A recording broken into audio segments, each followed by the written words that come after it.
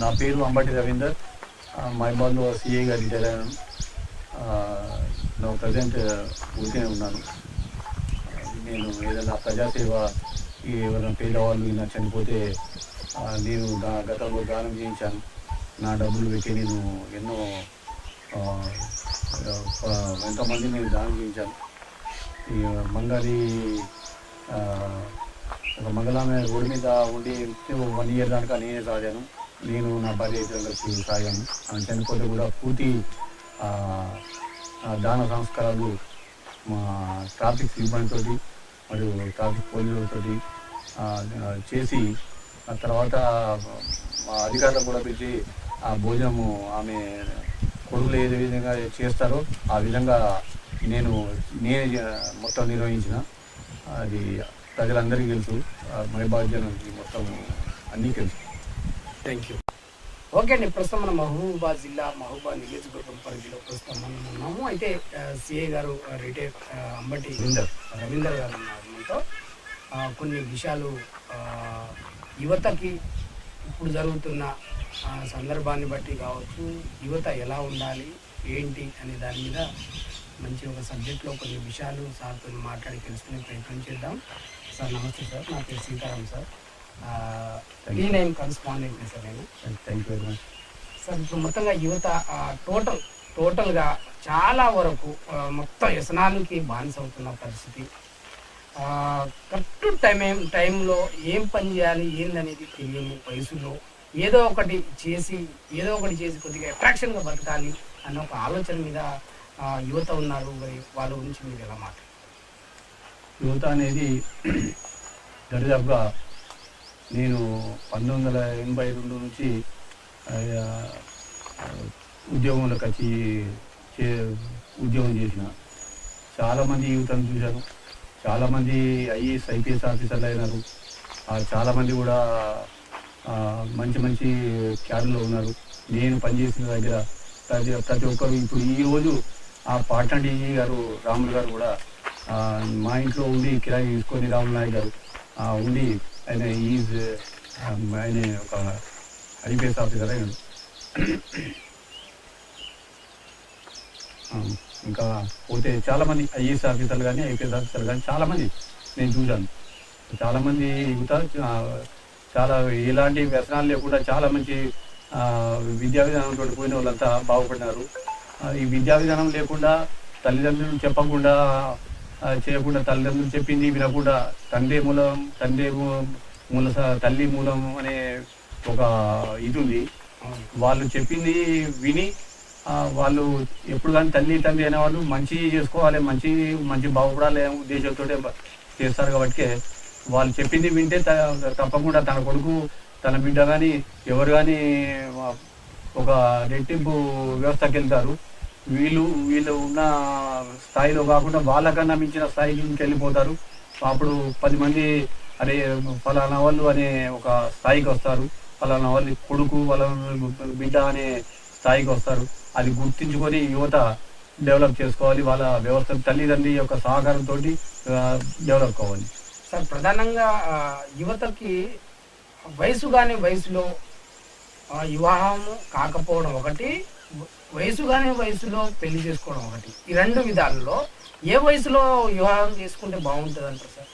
అయితే ఒకటి ఏంటంటే, ఇదివరకు ఉండే బాల్య వివాహాలు ఇప్పుడు చట్టాలు చాలా ఎక్కువైనాయి. చట్టాలు చాలా గొప్పవైనాయి. ఒకవేళ ఎక్కడో ఒకరు ఉండో లేకనో డబ్బు ఉండే ఆర్థికంగా ఉండి లేక అమ్మాయి పెళ్లి చేయాలి, దాటిపోతుంది, మన బాధ్యత అయిపోతుంది అనే విధంగా చేస్తే అది ఆటోమేటిక్గా ఇది వీళ్ళకు చైల్డ్ వెల్ఫేర్ వాళ్ళకు ఇన్ఫర్మేషన్ పోతుంది. వాళ్ళకి వివాహం ఆపడం, ఈ విధమైనటువంటి జరుగుతున్న సంఘటనలు. తర్వాత వాళ్ళ మేజర్ అయిన తర్వాత వాళ్ళకు మళ్ళీ వివాహం చేయడం అనేది జరుగుతుంది. ఈ చట్టాలు చాలా గొప్పవి అయిపోయినాయి. చట్టాలు ఏమి ఇది కాదు, చట్టాలు చాలా డెవలప్ అయ్యి ఇప్పుడు ఉన్నాయి. కానీ విద్యార్థులు కూడా గ్రహించాలి. చాలా ఒక రకమైన స్థాయికి వచ్చారు. స్థాయికి వచ్చినాకనే వాళ్ళ యొక్క భవిష్యత్ ఏంది అనేది దాదాపుగా ఈ రోజు 75% విద్యార్థులు కానీ వాళ్ళ యొక్క భవిష్యత్తు చూసుకున్నాకనే మ్యారేజ్ అనేది, డెవలప్మెంట్ అనేది చూసుకున్నాకనే పెళ్లి చేసుకోవడం జరుగుతుంది. సార్ మంచిదే సార్, అది వాస్తవం బాగానే ఉంది. అయితే వీళ్ళకు జాబ్ వచ్చి 23 సంవత్సరాలు 25 సంవత్సరాలు జాబ్ వస్తుంది. మరి ఆ టైంలో జాబ్ వచ్చిన వెంటనే పెళ్లి చేసుకున్నామని పెళ్లి ఆలోచన మీద పెట్టరు, పెట్టకుండా కొద్దిగా ఇంకా రిచ్గా ఉన్న వాళ్ళని సంబంధం వస్తే చేసుకుందాం అనే ఆలోచనతో 25పై 26 30పై 35 కూడా అవుతుంది. ఇది ఎందుకు జరుగుతుంది అంటారు మీ తెలిసినంత వరకు? అతను ఇప్పుడు ఆడ కానీ మగ కానీ విద్యార్థి కానీ విద్యార్థులు కానీ వాళ్ళు ఏమవుతుందంటే వాళ్ళ యొక్క ఏజ్ పెరుగుతుంది. వాళ్ళు ఏమనుకుంటారు, ఒక కంపెనీకి ఒక ఉద్యోగం పోయినాక వాడికి 30 లక్షలతోటి 35 లక్షలతోటి ఇవ్వడం వల్ల ఆ విధంగా ఒక దాన్ని ఏమంటారు 30 లక్షల ఆశ ఎక్కువ. ఈ ఆశ వాని అతని యొక్క మెంటల్గా అతను సరే ఇప్పుడు నాకు నేను చేసుకోగలను అంటే అప్పటి వరకు వయసు 30 సంవత్సరాల వరకు అయిపోతుంది. 35 years 30 ఇక చేసుకొని అంటే అతని కర్మ అంతే అంతే. ఎందుకంటే టైం 20 సంవత్సరాల్లో నీకు జాబ్ వచ్చింది పొజిషన్ వచ్చిందని చేసుకోవాలి, కానీ డబ్బు కోసం చూస్తూ ఉంటారు. డబ్బు చూసినప్పుడు సరి అయిన సంబంధాలు రావు. తర్వాత 30 సంవత్సరాలు దాటిన తర్వాత డబ్బులు ఉన్నా కూడా సుఖం లేకుండా పోతుంది. ఎలా చూస్తారు?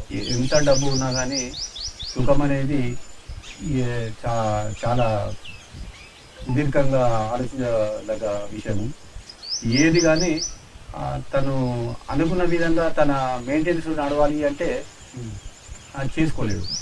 కాబట్టి ఏ వయసులో జరగవలసింది ఆ వయసులో చేసుకుంటేనే దానికి అందం ఆనందం. ఈ అందం ఆనందం లేని జీవితం వ్యర్థం. అది 100%. సార్ ప్రధానంగా ఇప్పుడున్న పొజిషన్లో యువత డ్రగ్స్కి సంబంధించిన దాని మీద బానిస అయిపోతున్నారు. గతంలో 1990 ఆ టైంలో డ్రగ్స్ అనేది ఉన్నది సార్? డ్రగ్స్ అనేది ఉండే, ఒక గాంజా మాత్రమే బయటికి వచ్చింది, వెలుగులోకి వచ్చింది. ఎక్కడ పడితే అక్కడ దాదాపు గాంజా పండించేది, పోలీసులు పోయి వాటిని ధ్వంసం చేయడం, కేసులు పెట్టడం అలాంటివి ఉండే. అలాంటి కేసులు పెట్టి వాటికి దూరం చేయడం అనేది చాలా విలువ ఉండే. ఇప్పుడు ఈ మధ్యలో చాలా డ్రగ్స్, అనేక రకాలైన డ్రగ్స్, ఇంజెక్షన్స్, ట్యాబ్లెట్స్ వాటితో యువత కొంత పెరిగిపోతుంది. సార్ మొత్తంగా వివాహం అంటే పెళ్లి జరిగిన సంవత్సరంన్నర 6 నెలలకి ఆ టైంలోనే పెళ్లి చేసుకున్న వాళ్ళు సంవత్సరంన్నర లోపు విడాకుల దాకా పోతుంది. అసలు అది దీన్ని ప్రధానంగా ఎట్లా చూస్తుంది? అది వారి యొక్క అవగాహన లోపం. అది ఏమంటే స్త్రీ కానీ పురుషుడు కానీ వాళ్ళ యొక్క అవగాహన లోపం. అంటే ఇక వాళ్ళ స్టేటస్ ఏంటి, ఆ స్టేజ్ తగ్గ పరిణామంతో వ్యవహరించుకోవాలి. ఒక పేరెంట్ బిడ్డ ఉంటాడు, ఒక ధనవంతుడి బిడ్డ ఉంటాడు, ఇంకా మీడియం వాళ్ళ ఫ్యామిలీస్ ఉంటాయి. కాబట్టి వాళ్ళ యొక్క ఆలోచన, సముచిత ఆలోచన అనేది తీసుకొని ఆ విధంగా మెయింటైన్ కావాలి. లేదు నా భార్యకు 20,000 చీర కడతాం, నాకు మనం 30,000 డ్రెస్ వేస్తా నేను అని అనుకుంటే అది మన యొక్క అవగాహనలో దాని మీద మనం ఏమి చేయలేము. వచ్చిన జీతం 20,000, అటు 25,000 చీర ఎక్కడ తీసుకుంటాం, ఇటు 30,000 సూట్ ఎక్కడ తీసుకుంటాం. 50,000 మళ్ళీ ₹1,00,000 అప్పు తెచ్చుకోవాలి. అప్పు తెచ్చుకున్న తర్వాత ఇంకేముంది, నెక్స్ట్ మంత్ మనం తీస్తాం. అది దాని యొక్క అవగాహన లోపల లేకుండా మనం ఉన్నంతలో వెళ్ళాలి. ఇంకా విద్యకు పోదామనే ఆలోచనతో ఇంకా పై స్థాయికి పోదామనే ఆలోచనతో వ్యవహరించుకోవాలి. సార్ ఇక ఇంకోటి ప్రధానంగా ఒకటి చూసుకోవాలంటే, ముఖ్యంగా డాక్టర్కి సంబంధించింది చూస్తే డాక్టర్లదే ఎక్కువ ఇడాకులు అవుతున్న పరిస్థితి. అంత అనుభవం ఉండి అనేక సమస్యల మీద వర్క్ చేసి మనం ఏదైనా ఒక దెబ్బ తగిలితే తండ్రి ఎంత బాధపడతాడో డాక్టర్ కూడా అలా బాధపడి కూడా పనిచేస్తూ ఉన్నా ఆ వంశం మీద ఉండే డాక్టర్లే వాళ్ళకి ఇడాకులు ఎక్కువగా వాళ్ళకే జరుగుతూ ఉన్నాయి. మరి దీని మీద ఎలా చూస్తారు సార్ మీరు? నేను చూసేది ఏం లేదు, వాళ్ళ యొక్క అవగాహన లోపం ఉంటుంది. అది అవగాహన ఉండి అవగాహన పెంచుకొని అందరం కలిసిమెలిసి ఉండాలి, భార్యాభర్తలు కలిసిమెలిసి ఉండాలి అనే విధంగా మెయింటైన్ చేసుకుంటే సంవత్సరం ఎప్పుడు కానీ ముందుకే పోతుంది. లేదు అంటే సంవత్సరం ఎప్పుడు బ్యాక్వర్డ్ అయిపోతుంది. అంతా చదువుకున్న వాడికి అందరూ విద్యావంతులే, అతను విద్యావంతులే, ఈమె విద్యావంతురాలే. కాబట్టి వాళ్ళు తప్పకుండా ఒక అవగాహనతోటి ఉండాలి. సరే భర్త కోపం చేస్తే చిన్న పొరపాటు, సరే మళ్ళీ భార్య కోపం చేసినా భర్తకు ఒక రకమైన సిస్టమ్ ఉండాలి. వాళ్ళు అవగాహన లోపం ఉంటుంది. చిన్నదానికి మనం మెంటల్గా ప్రిపేర్ అయ్యి అది బాధపడవద్దు. దాన్ని అలాంటి చర్యలు తీసుకోకూడదు భార్యాభర్తలు ఇద్దరు కూడా. సార్ ప్రధానంగా ఇప్పుడు స్కూల్స్ ఉన్నాయి సార్, ఒక 20 సంవత్సరాలు ఆ టైంలో 30 సంవత్సరాల టైంలో ప్రైవేట్ స్కూళ్ళని చాలా తక్కువ ఉంది, గవర్నమెంట్ స్కూల్లోనే ఉండేది. మీరు కూడా గవర్నమెంట్ స్కూల్లో చదువుకున్నారు, ప్రైవేట్ స్కూల్లో చదువు మాకు తెలియదు, కానీ ఒక్కటి చెప్తున్నా సార్, గవర్నమెంట్ స్కూళ్ళు పూర్తిగా డీలా అయిపోయిన పరిస్థితి. మరి ప్రధాన కారణం ఏమై ఉంటుంది సార్? నేను ప్రభుత్వ ఉద్యోగం చేశాను. ప్రభుత్వ పాఠశాలలో ఎల్కేజీ నుండి దాదాపు డిగ్రీ వరకు చదువుకున్నాను. అన్ని గవర్నమెంట్ ఎల్బీ కాలేజ్ డిగ్రీ చేశాను. ఇంటర్మీడియట్ హైదరాబాద్ జూనియర్ కాలేజ్ చేశాను. మధ్య హై స్కూల్ హన్మకొండలో 10th క్లాస్ వరకు చదువుకున్నాను. కానీ ఉపాధ్యాయులు చాలా మంచివాళ్ళు. ఉపాధ్యాయుడు ఎప్పుడు కానీ చదువుకోవద్దని ఎన్నడూ చెప్పడు. చదువుకున్న బిడ్డ చదవండి ఇది చదవండి, ఇది నెక్స్ట్ చేయండి అని చెప్తాడు, కానీ చదువుకోవద్దని చెప్పడు. అది విద్యార్థికి అనేది ఉండాలి, తనకు చదువుకున్నామనే జ్ఞానం ఉండాలి. అలాంటి ఉద్దేశం లేనప్పుడు ఏ ఉపాధ్యాయుడు కానీ ఏం చేస్తాడు? సరే అందరితో పాటు పరీక్ష వాడు ఫెయిల్ అవుతాడు. ఫెయిల్ అయ్యేవాడు ఏదో నేను ఫెయిల్ అయినా 10 మంది కింద నేను ఫెయిల్ అయినాను అనే స్థితికి మానసికంగా కుంగిపోవడం జరుగుతుంది. ముందుగానే అదే విద్యార్థులతోటి వీడు కంటిన్యూ అయితే అతను కూడా వాళ్ళ స్టేజ్లో ఉంటాడు. ఎందుకు ఆ స్టేజ్ ఎందుకు చేసుకోవాలి? స్టేజ్ సరే ఒకవేళ ఫెయిల్ అయినా కానీ మళ్ళీ ఫ్యూచర్ నీకు ఉంది, పరీక్షా విధానం అనేది నెక్స్ట్ ఫ్యూచర్లో మళ్ళీ చదువుకునే ఇది ఉంది. వాడు చదువుకుంటే మళ్ళీ నెక్స్ట్ అయినా పాస్ కావాలి. సార్ గవర్నమెంట్ స్కూల్లోనూ పిల్లలకు ఇప్పుడు పంపించట్లేదు అసలు పూర్తిగా. ఎందుకు పంపించలేదు అనుకుంటారు? అంటే గవర్నమెంట్ స్కూల్లో పనిచేయట్లేదా, సరిగ్గా చదువు చెప్పట్లేదా, మరి వీళ్ళు కావాలని డబ్బుని పంపిస్తున్నారంటారా? నేను నిరుపేద కుటుంబాలు కూడా పంపిస్తున్నారు. నేను ఈరోజు పేపర్లో చూశాను, ఒక పాఠశాల ఏదో ఆంధ్రజ్యోతిలో వచ్చింది. అది ఒక పాఠశాలలో 5 విద్యార్థులు ఉంటే 5 టీచర్లు. ఈరోజు పేపర్లో చూశాను. అంటే మనం పంపించకూడదు మన దౌర్భాగ్యమా, లేకుంటే వాళ్ళు చదువు చెప్తారు కదా అనేది మన యొక్క దాని అర్థం ప్రయత్నం చేసుకోవాల్సిందే. టీచర్లు ఎన్నడూ విద్య చెప్పడానికి విద్యా విధానంతో పోతారు, కానీ విద్య చెప్పడం అనేది తప్పది. ఈరోజు ఒక సబ్జెక్ట్ చెప్పినా రేపు వేరే రోజు ఇంకో సబ్జెక్ట్ అని చెప్పగలరు. సార్ మొత్తంగా టోటల్గా చూస్తే తెలంగాణ రాష్ట్ర వ్యాప్తంగా విద్యాశాఖ జిల్లాకు ఒక అధికారి ఉంటారు, జిల్లా అధికారి. మన మహబూబాబాద్ జిల్లా చూస్తే రవీందర్ రెడ్డి గారు ఉన్నారు విద్యాశాఖకు సంబంధించిన. అయితే పూర్తి స్థాయిలో విద్యాశాఖకు సంబంధించిన దాంట్లో ఒక ఆఫీసర్ అన్న క్యాండిడేట్ డైరెక్ట్గా అన్ని స్కూళ్ళను మండలాలకు సంబంధించిన దాంట్లో తిరగాల్సి ఉంటుంది, గ్రామ లెవెల్లో కూడా తిరగాలి. కొంతమంది అధికారులు ఈ విద్యాశాఖకు సంబంధించిన వాళ్ళు పూర్తి స్థాయిలో ఏదో వాటి ఎదురైన పరిస్థితి ఎన్నోసార్లు మేము అయితే లక్షల జీతాలు ఇచ్చి గవర్నమెంట్ వీళ్ళకు విద్య చెప్పమని చెప్తే పై అధికారులే సరిగా పోని పరిస్థితి. నన్ను ఇలాంటి వాళ్ళు ఎలా మనం నేను చెప్పేది కాదు. వాళ్ళు విద్యావంతులు, వాళ్ళు కూడా విద్యావంతులే. ఇలా విద్యాశాఖను కంట్రోల్ చేసేటువంటి అధికారిగా ఉన్నారు కాబట్టి విద్యార్థులను డెవలప్ చేయాలనే భావన కలగాలి. కలిగినప్పుడే ఇంకా పై చదివిన వాడికి ఒక కింది చదువు ఉంచి నేను కూడా ఎవరైతే ఎంబీఓ వాళ్ళందరి ఆ స్థాయికి పోవాలి అనే అవగాహన వస్తుంది విద్యార్థులకు. ఇప్పుడు విద్యార్థి ఏం చేస్తాడు? చదువు చెప్తే ఉంటాడు, వారికి ఎంకరేజ్ చేయాలి. ఎంకరేజింగ్ అనేది మనం చేయనప్పుడు అది విద్యార్థికి ఎంకరేజ్ చేస్తే చాలా డెవలప్ అవుతుంది. లేదా అట్లా కాదు చదువుకొని ఏదో అని 2 బుక్స్ అని ముఖాన పడేసిపోవడం కాదు. విద్యార్థిని ఎంకరేజ్ చేయాలి.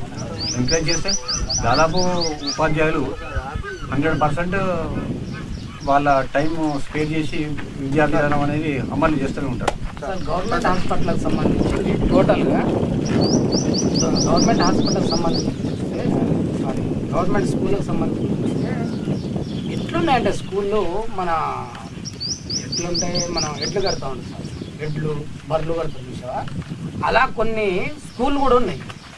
ఆ స్కూళ్ళలో పిల్లలు పంపించాలంటే ఏ తండ్రి ఏ అమ్మ ఏ అన్న పంపిడు, అట్లా అట్లా మార్చేశారు. అంటే ఇదే చూడండి 1995 2000 సంవత్సరంలో స్కూళ్ళు చాలా అందంగా ఉండేవి. ఇప్పుడు ఎందుకు ఇట్లా మారిపోయినాయి అనేది తెలియని పరిస్థితి. మీరు ఎలా చెప్తారు సార్? నేను 1989-70లో 10th క్లాస్ బాజ్నగర్ స్కూల్లో పాస్ అయినాను. ఉపాధ్యాయులు చాలా చక్కటి వారు, ఉపాధ్యాయులు మాకు చెప్పేది దాదాపు నాకు ఎలా అంటే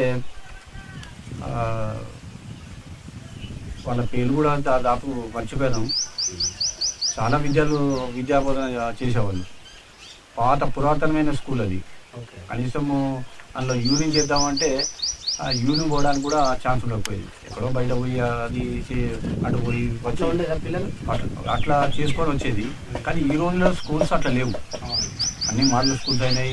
ఇప్పుడు మోడల్ స్కూల్ అంటే ఇప్పుడు మోడల్ స్కూల్లో వాళ్ళకు భోజనం పెట్టి చదువుకోమని ఉపాధ్యాయులు కూడా రాత్రి వాళ్ళకు కౌన్సిలింగ్ చేస్తూ చదువు నేర్పుతున్నారు. గవర్నమెంట్ కూడా దానికి బాధ్యత వహిస్తూ ప్రతి ఒక్కరిని ఒక దీన్ని రక్షణ చేయడానికి విద్యార్థులు డెవలప్ కావాలి అన్నట్టుగా ప్రభుత్వం అదే విధంగా ఉంది, డెవలప్ చేయాలనే ఉద్దేశంతో. ప్లస్ ఉపాధ్యాయులు దాని యొక్క ఫౌండర్స్ అంటే దాని ఉన్నత స్థాయి అధికారులు కూడా అదే విధంగా ఉంటారు. ఇక తిరగడం అనేది అది వాళ్ళ యొక్క బాధ్యత. అది విడిచిపెట్టిపోతే పిల్లలు ఎగురుతూ ఉంటారు, జులైగా తిరుగుతారు. ప్రధానంగా అయితే స్కూల్స్, ప్రైవేట్ స్కూల్స్ చూడండి సార్, గవర్నమెంట్ స్కూల్ చూడండి, మీరు చాలా చక్కగా దగ్గర ఉండి మనం ఆలోచిస్తే కనిపిస్తుంది. ప్రైవేట్ స్కూల్లో ఏంటంటే ఆకర్షణ శక్తి ఎక్కువ ఉంటుంది. ఆ ఆకర్షణ శక్తి ఎలా ఉంటుందంటే బొమ్మలు గీసి స్కూళ్ళకు సంబంధించిన గోడలకు మంచి నీట్గా చేసి రోజు ఊడ్చి చల్లి మంచి చేసి పెట్టరు వాళ్ళు. దాంట్లో చదువు ఎట్లా ఉంటుంది తన పక్కకు వదిలేస్తే చూడగానే ఈ స్కూల్లో పంపించాలన్న ఆకర్షణ వచ్చేసింది. అయితే నేనేమంటున్నా అంటే సంబంధించింది గవర్నమెంట్ స్కూల్లో కూడా ఇప్పుడు ఎట్లాగో ఎండాకాలం సెలవులు మొత్తం పూర్తిగా అయిపోయిన తర్వాత మళ్ళీ మన స్కూల్ పిల్లలు పోతే టైంలో ఉన్న గవర్నమెంట్ స్కూల్ అన్నిటినీ మంచిగా టోటల్గా స్కూల్లో సుందరీకరణ చేసి ఆ బొమ్మ చిన్నపిల్లలు 1 to 5th వరకు వాళ్ళకు బొమ్మలు గీసి మంచిగా కలర్లు పెట్టి చిన్న కుర్చీలు పెట్టి చేసి పెడితే 1 to 5th వరకు పిల్లలు ఆ స్కూల్లో పోవడానికి ముందుకెళ్తారు. తర్వాత 5th to 10th వరకు కూడా అలానే సుందరీకరణ చేస్తే బాగుంటుంది అనేది మా ఆలోచన. మీరే ఉంటారు. ఇప్పుడు మీకు చెప్పింది కరెక్టే. ఇప్పుడు ఈరోజు అంగన్వాడీ స్కూల్స్ అని పెట్టారు చిన్న విద్యార్థులకు. నర్సరీ నుంచి యూకేజీ వరకు వాళ్ళు డెవలప్ చేయడానికి ప్రభుత్వం వాళ్ళకు అంగన్వాడీ స్కూల్లో ప్రతి ఒక్క బొమ్మ ఉంది. ప్రతి ఒక్కటి విద్యాశాఖ అనేది 100% ప్రొవైడ్ చేసింది. చెప్పడం కూడా ఆడ ఒక ఆయా ఉంటుంది, ఆయా వంట పడుతుంది. వాళ్ళ టైమ్లీ ఒక కోడిగుడ్డు ఒకటి, వాళ్ళ వాటర్ కానీ వాళ్ళ ఇది కానీ వాళ్ళు లెట్రిన్ పోయినా కానీ బాత్రూమ్ పోయినా కానీ వాళ్ళు ఆయా అనేది చేస్తూ ఉంటారు. దానితో సమానంగా విద్యా వ్యవస్థ అయితే కరెక్టే ఉంది. ఎవరో ఒకరు ఉంటారు కానీ అందరూ అయితే అదే విధంగా ఉంటారు అనేది స్కూల్ సుందరీకరణ గురించి చెప్తారు. స్కూల్స్ ఇప్పుడు వాళ్ళ పోతే నేను మన గవర్నమెంట్ స్కూల్లో సార్ కొద్దిగా చాలా ఇబ్బందికరమైన ఉంది వాతావరణం. అంటే చాలా మహబూబాద్ జిల్లా వ్యాప్తంగా ఉన్న స్కూల్లో 70% కరెక్ట్గా స్కూల్స్ ఏమీ అనుకూలంగా లేవు. కనీసం వాళ్ళకు క్లాస్ పోవాలన్నా లేని పరిస్థితిలో లెట్రిన్స్ ఉన్నాయి, బాత్రూమ్స్ ఉన్నాయి. దీన్ని గవర్నమెంట్ ఎలా చూడాలి? ఇప్పుడు నేను చదువుకున్న స్కూల్ అయితే ఆ రోజుల్లో 1979-80 స్థాయిలో ఆ విధంగా ఉండే, మంచిగానే ఉండే. ఇప్పుడు కూడా మరి ఆ స్థాయిలో అంత మంచిగా ఉంటే ఇప్పుడు అసలు జనాలు నేను ఏ స్కూల్కి పోలే, ఎవరైనా పోతే ఎగ్జామినేషన్ బందోబస్తు కానీ పోయేది, ఎగ్జామ్ ఆడ చూసేది, బయటనే తిరిగి చూసేది, అప్పుడే ఊరికే వచ్చేది. దాదాపుగా అన్ని విద్యాశాఖ అయితే చాలా పవిత్రంగానే ఉంది. అలాంటి స్కూల్స్ మెయింటైన్ చేయాలని మీరు కోరుకుంటారు. పూర్తి స్థాయిలో ఒకటే మన రిటైర్డ్ సిఏ గారు ఒకటే చెప్తున్నారు. ప్రధానంగా అయితే పోలీస్ వ్యవస్థలో ఉన్నప్పుడు బందోబస్తుకు ఆ టైంలో వెళ్ళే ముందు వచ్చేది దాని మీద ఎక్కువగా అవగాహన లేకపోయినా కూడా పూర్తి స్థాయిలో గవర్నమెంట్ స్కూళ్ళకు సంబంధించిన దాంట్లో ప్రధానంగా ఒకటే చెప్తున్నారు. ఇప్పుడు ఎండాకాలం సెలవు దినంలో అయిపోయిన ప్రకటించిన తర్వాత మళ్ళీ రీఓపెనింగ్ స్కూల్స్ చేసే టైంలో సుందరీకరమైన వాతావరణంలో పిల్లలకు మంచి భవిష్యత్తుని ఇవ్వాలంటే పూర్తి స్థాయిలో అక్కడ స్కూళ్ళను డెవలప్మెంట్ ఎలా ఉండాలి అంటే 1 to 5th వరకు ఉన్నప్పుడు సంబంధించిన కుర్చీలు కావచ్చు, బోర్డ్స్ కావచ్చు, పెన్స్ కావచ్చు, సంబంధించిన దాని పూర్తి స్థాయిలో కనుక గవర్నమెంట్ అన్ని రకాలుగా అందిస్తే ప్రైవేట్ స్కూళ్ళకు వెళ్లకుండా ఉంటారు అనేది దాని మీద కూడా ప్రధానంగా మాట్లాడిన అంశము. దాంతోపాటు 5th to 10th వరకు పిల్లలు కూడా అనేక ఇబ్బందులు పడుతున్న పరిస్థితి.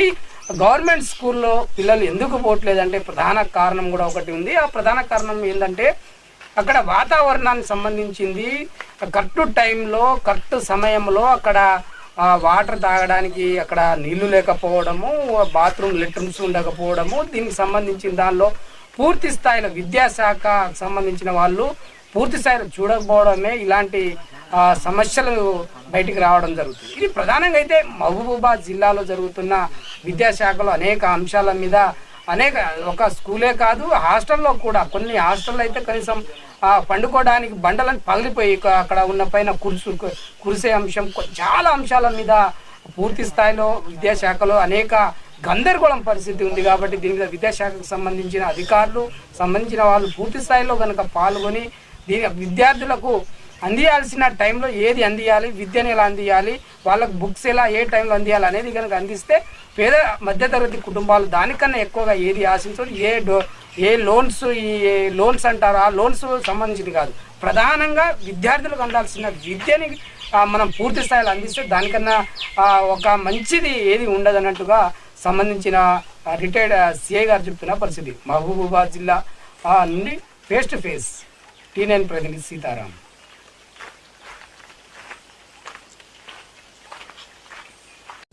నా పేరు అంబటి రవీందర్, మహిబాద్లో సిఐగా రిటైర్ అయ్యాను. నా ప్రజెంట్ ఊరికే ఉన్నాను. నేను ఏదైనా ప్రజాసేవ ఏదైనా పేదవాళ్ళు ఇలా చనిపోతే నేను నా గతంలో దానం చేయించాను. నా డబ్బులు పెట్టి నేను ఎంతోమంది నేను దానం చేయించాను. ఈ మంగళామె రోడ్డు మీద ఉండి 1 year దాకా నేనే సాగాను. నేను నా భార్య ఇద్దరం కలిసి సాగాను. ఆమె చనిపోతే కూడా పూర్తి దాన సంస్కారాలు మా ట్రాఫిక్ సిబ్బందితోటి మరియు ట్రాఫిక్ పోలీసులతో చేసి ఆ తర్వాత మా అధికారులు కూడా పిలిచి ఆ భోజనము ఆమె కొడుకులు ఏ విధంగా చేస్తారో ఆ విధంగా నేనే మొత్తం నిర్వహించిన. అది ప్రజలందరికీ తెలుసు, మహిబాద్ జనానికి మొత్తం అన్నీ తెలుసు. Thank you.